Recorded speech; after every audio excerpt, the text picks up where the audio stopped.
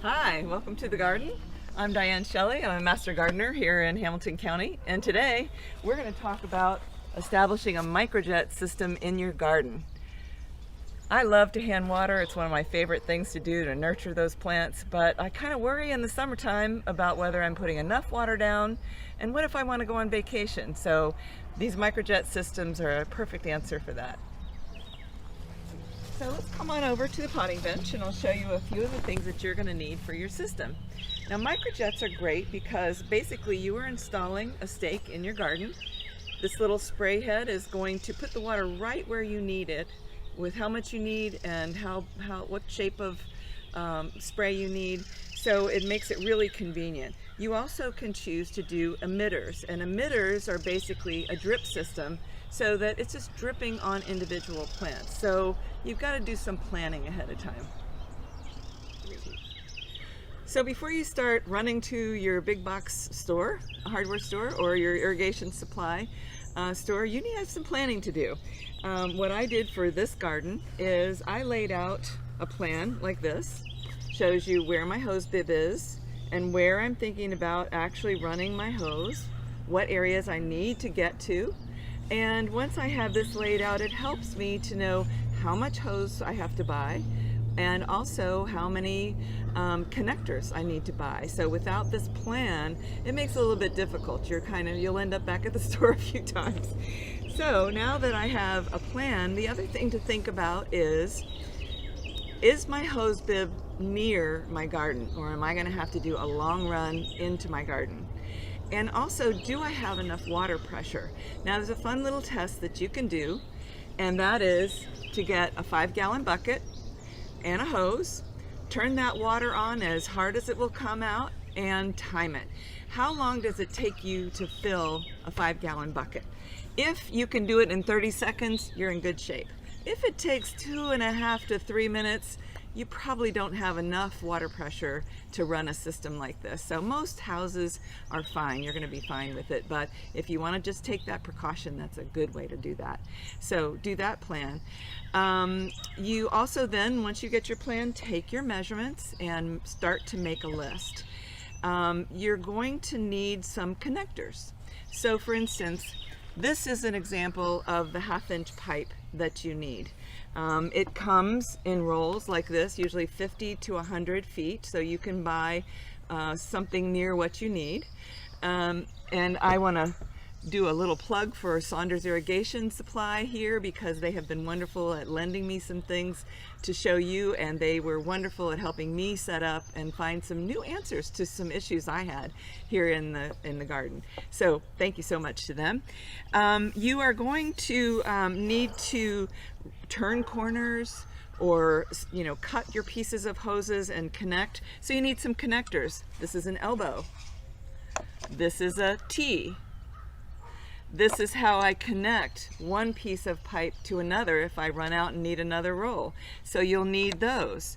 So you need to count how many of those you need. I'll show you a consideration if you're going to do raised beds. Also, how many heads will you need? How many of these little stakes? This is a stake, this is a riser, and these are the heads. So what size do you need? In other words, do you need a 90 degree, a 180 degree, a 360 degree? So you want to sort of count, make an estimate there. And then the big thing I will say to you is buy more than you need, because it's so frustrating to get in the middle of a project and have to run to the store to get a little bit more. So save your receipt, you can always take it back, but always buy more than you need. All right, let's get started with some of the pieces that you're going to need. On your hose bib, you can attach a clock or a timer right to your hose bib. I tend to like to have a manifold, either with a dual or even a quad so that I can still use a hose or perhaps have other things attached to my hose bib at the same time. So this is an irrigation timer, and what this will do is allow you to set when you want to run your system, how long you want to run your system. I personally have 2 single clocks, and then I also have a quad clock because I have 4 zones running off another hose bib. My whole area is all done on these. I'm so excited about them. Not my lawn. This is not a lawn sprinkler. This is just for your garden. So with your timer, you want to be able to set this so that you can run it hopefully in the morning. If you run your irrigation system in the evening, that leaves a lot of water on your plants, which then don't get a chance to dry out before it gets dark, and that can tend to lead to some fungus. So I plan this for a time when I know that we're not taking showers, I'm not running the washing machine, because this is all coming off the same source as your house. So I even start mine at 5, 6 o'clock in the morning. Before I'm even up, my sprinklers are running and doing the job for me. All right, now let's take a look at some of the pieces that you're going to need to put your system together. We've already talked about the hose manifold and the timer. These are some pieces that, these are some tools that you'll need to actually punch a hole into the pipe so that you can put in your irrigation, either your emitter or your stake. These are landscape pins, and these will actually anchor your pipe down into the ground. I love having all these in containers. Go get some containers, because these are the little heads, and I have 90s, 180s, 360s. These are some connectors, which I'll show you those, and then my emitters, and so they're organized like that, which helps me a lot. This is spaghetti pipe, and I'll show you how we're going to use that. That's basically if you want to come away from your 1/2-inch pipe, you've got something off the path a little bit and you need to get over there. Spaghetti pipe is a great option. In order for you to do some of this, you just need a few tools. This is crimpers, and that's used to do this little clamp right here.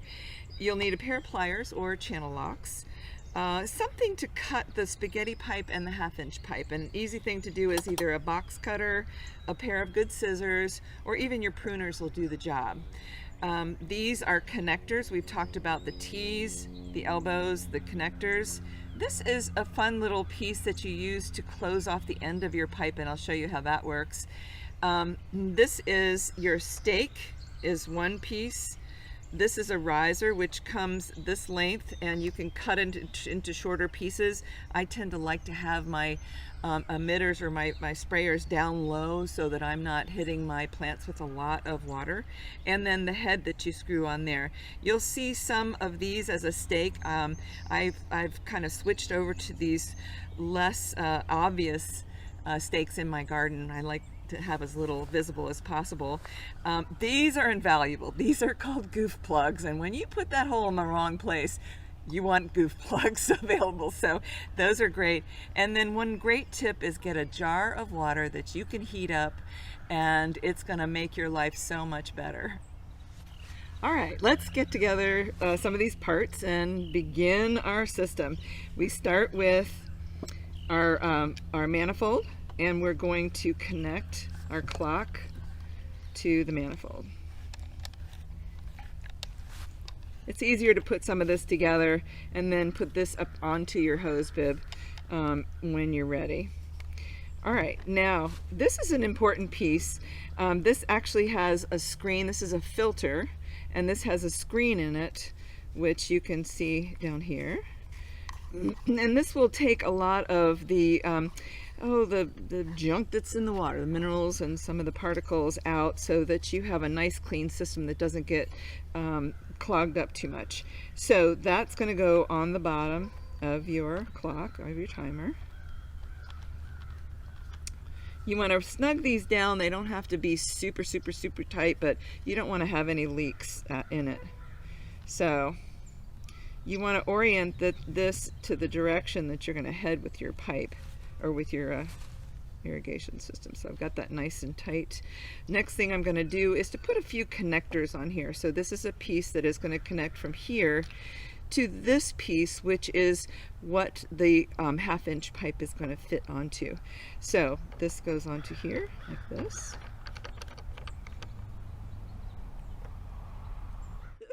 All right, this piece is going to go into here, but because I don't have a rubber gasket in here and I want a nice tight fit, I need to use some Teflon tape. Teflon tape looks like this when you purchase it. You just pop a little ring off the top and there's your tape. Now, since I am going to go around like this with my threading, then what I want to do is to actually put my Teflon tape in the same direction as I'm going to screw this in. And just a couple of times around, making sure it's nice and tight. You can pull it off, but it always is a mess, so I like to cut it. Make sure it's nice and tight into the threads like that. And now I can actually, I can actually put that in there, and it's going to be a nice tight dripless fitting. All right, now we're ready to put some 1/2-inch pipe on. I have actually taken some water, heated it up in the microwave, so it's hot. It's not boiling, but it's hot. And just actually a few seconds, 15-20 seconds in the water is going to get it warmed up enough, so boy, it makes it a lot easier to put on. So I'm going to crimp this onto here. This doesn't have threads, so I need to put my clamp onto here. I'm going to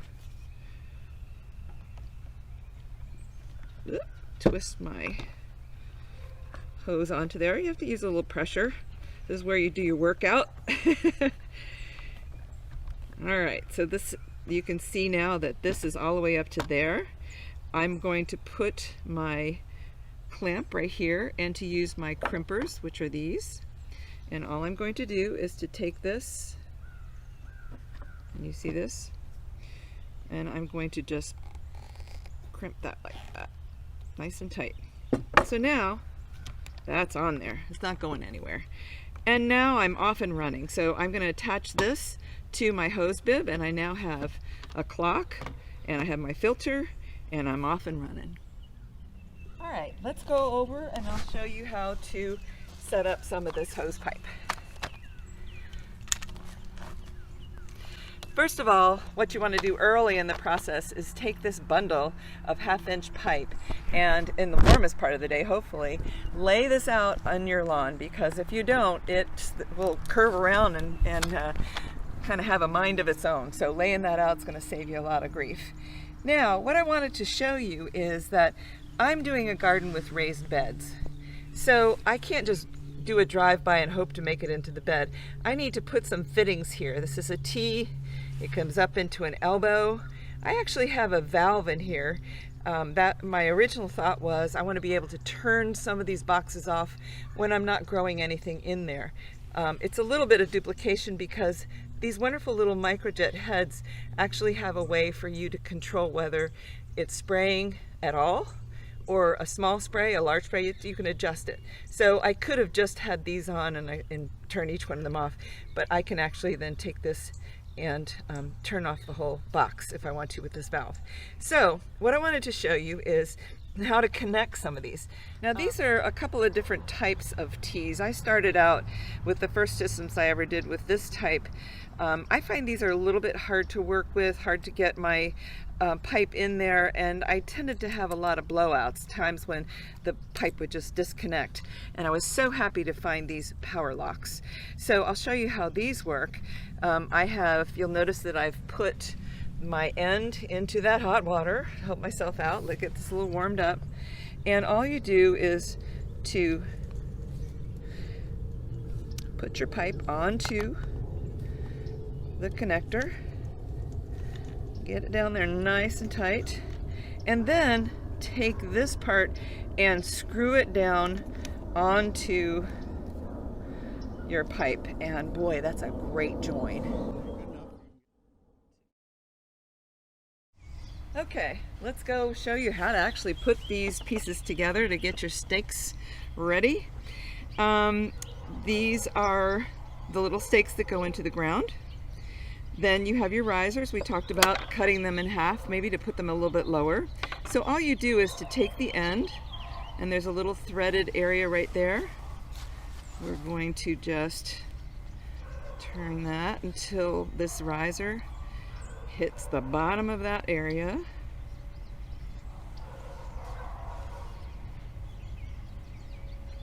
There's no threads inside this tubing, it just tends to want to catch there. This is where it's going to connect into the 1/2-inch pipe. This is the part that's going to go in the ground. And then this is your riser, and you're going to put a little microjet on the top here. So you'll need to decide whether you want a 90 degree, 180, or 360, and then just screw in. You'll see this has a little threaded area. So you just screw that in right there.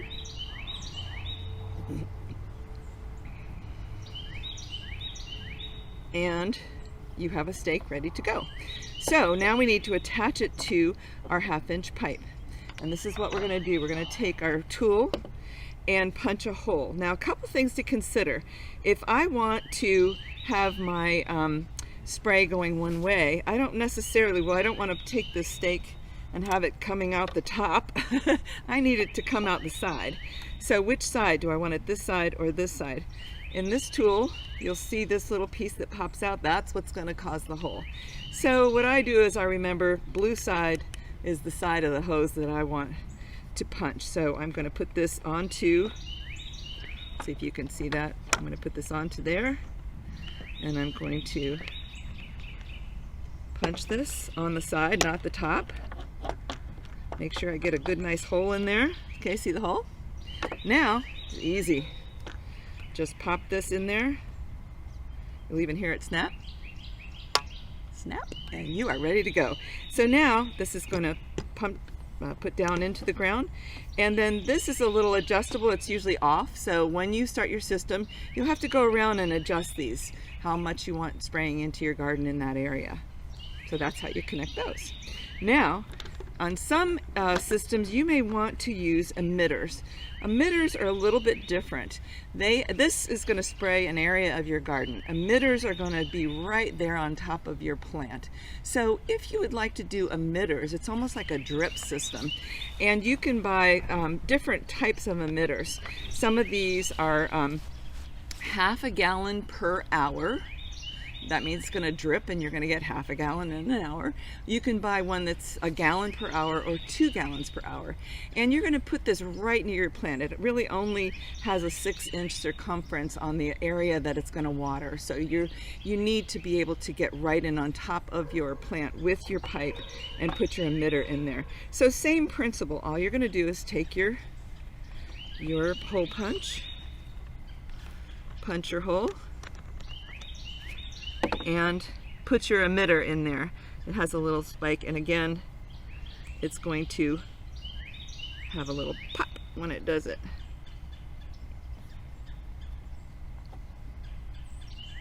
Okay. So there's your emitter.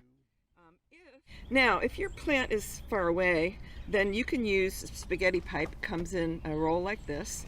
So you just cut what you need, and then this will just pop onto your emitter right there, and then run over to your plant. In order for this to stay where you want it, you want to take a landscape pin and pin it down, and that will keep your plant watered, the spaghetti pipe right on your plant, so you can actually do it right by your plant.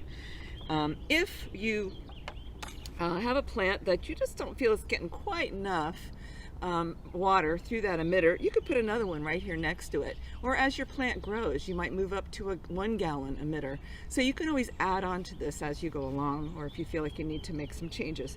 And remember, if you really mess up and you needed your hole over here, but you put it here, that's when these goof plugs come in handy. You just take a goof plug, and it's going to pop into that hole, and it won't leak, and you can go over here and put another hole. Another great way to use spaghetti pipe is you can actually run from your system into a container, a pot, or in this case, I was having trouble with keeping my bird bath full. So I actually have the spaghetti pipe connecting over to my 1/2-inch pipe, and then I've just run it up kind of quietly. And then I put a little mister head. There are misters that you can get as well. Mister head on the top, anchored it with the rock where you don't really see it. And now my birds have water. Okay, we've learned how to put a lot of the pieces together. Now we're ready to blow out our system, which means just turn on your clock, make sure that it all blows out any dirt or anything that got caught up in it, and you're ready to put your ending on all of your ends. So easy way to do it, just take this little figure 8, place it onto your pipe, run it down a little way so you've got some room, bend it over like you used to do in the hoses in the old days, keep the water, and then just feed that little piece up, and all that does is keep that crimped. If you run out of these or you don't have them, another thing you can do is to put a zip tie on there real tight, and that'll do the same thing, but these are real convenient and you can take them on and off. All right, now you've got your system installed and it's time to set your clock. You can have it off for those times when you're just not running it, or put it on auto. That means it's going to run according to your schedule. But there's some things that you need to set. First of all, set the clock. What time is it right now? That's not what time it is right now. And you do that by just pressing up or down. And note that we have AM and PM. What time would you like to start this? For instance, do you want to start it at 6 o'clock or 5:46 a.m.? And once it's, that's where I'd like to start it. How long would you like it to run? Most of these microjet systems, 10 minutes is plenty. So you can do 10 minutes or less or longer, whatever. And how often would you like to run it? Every day? Would you like to run it every other day? Every third day? This particular clock, you can actually run it every 12 hours. So there are some options on some of these clocks, and you may want to check that out when you're purchasing your clock. What kind of opportunities do you have? And then once you've set all that, then you're going to put it on auto and off it's going to go. Now sometimes, for instance, I'm going to show you how this system is going to run. It's not going to be within the time that I'm running my system, so I need to use manual, which means that I'm going to say run this manually, and I'd like it maybe just to run for 5 minutes. So I'm going to go down till I hit 5 minutes, and actually what happens is you'll wait and you hear click, and then there it is. And now the system will be running when it's connected to the hose. All right, now we're going to run the system and show you how to adjust the heads. These are my 4-zone clocks, so it's a little bit more complicated than what we've been showing you, but it's a really easy system. Looks pretty much like what we just did. I would like to just run this system for a few minutes, so I'm going to press the manual. Tell it that I want just the first zone to run, and I would like to run that for just about a few minutes to show you what goes on. So hopefully we'll hear that same click. There it is. And now we'll go walking to the garden and I'll show you how to do some adjustments. All right, in my garden I have actually put the 1/2-inch pipe around. You'll notice that I have leaves or mulch over the top, which is a nice way to sort of disguise all this hose running. And then this is a 90 spray head. You'll notice it's just giving you a 90 spray. This one over here is a 180, like this. And you'll notice I can change this. If I don't want this to run, or I just want it to run, I don't want it to overshoot the box, maybe I only want it that much, maybe I don't want it to run at all, I can turn it off. Or I can put it on full blast. So I have options as to how I'm going to run this. You're going to go around and adjust every head, make sure it's actually pointing in the right direction, because inevitably you're going to put it on and it's going to be doing that. So you want to make sure that you just turn it enough to get it shooting where you want. And it's a lot easier when you have some plants in here, because you're going to see where your plants are, what's blocking. And so this works really well for me. All right, so you've got your system set up, and the irrigation is doing the work for you. So I think I'm just going to enjoy a cup of coffee and watch my garden grow. Thanks for joining us.